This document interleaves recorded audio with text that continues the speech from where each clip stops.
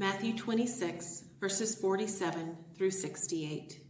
Jesus is arrested and put on trial. While Jesus was speaking, Judas, one of the 12, arrived. With him was a large crowd with swords and clubs from the chief priests and the elders of the people. Now the betrayer had given them a sign, saying, "The one I will kiss is the man. Arrest him."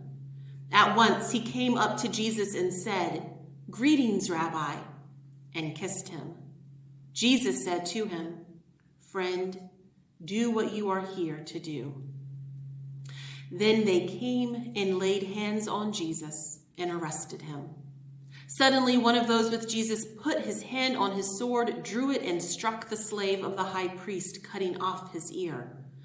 Then Jesus said to him, "Put your sword back into its place, for all who take the sword will perish by the sword.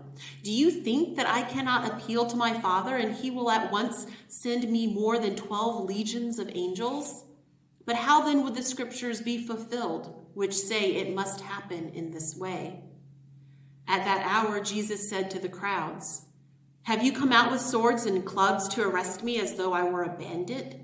Day after day I sat in the temple teaching, and you did not arrest me. But all this has taken place so that the scriptures of the prophets may be fulfilled."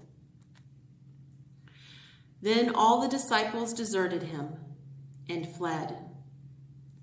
Those who had arrested Jesus took him to Caiaphas, the high priest, in whose house the scribes and the elders had gathered.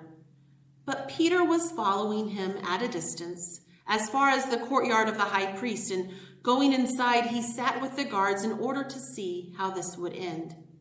Now the chief priests and the whole council were looking for false testimony against Jesus so that they might put him to death. But they found none, though many false witnesses came forward.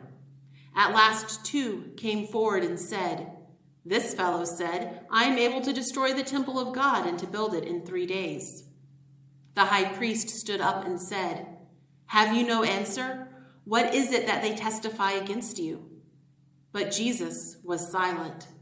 Then the high priest said to him, "I put you under oath before the living God. Tell us if you are the Messiah, the Son of God." Jesus said to him, "You have said so.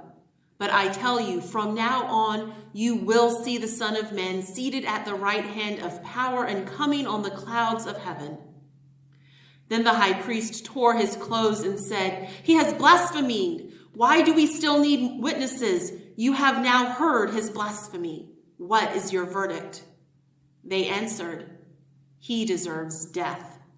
Then they spat in his face and struck him, and some slapped him, saying, "Prophesy to us, you Messiah. Who was it that struck you?"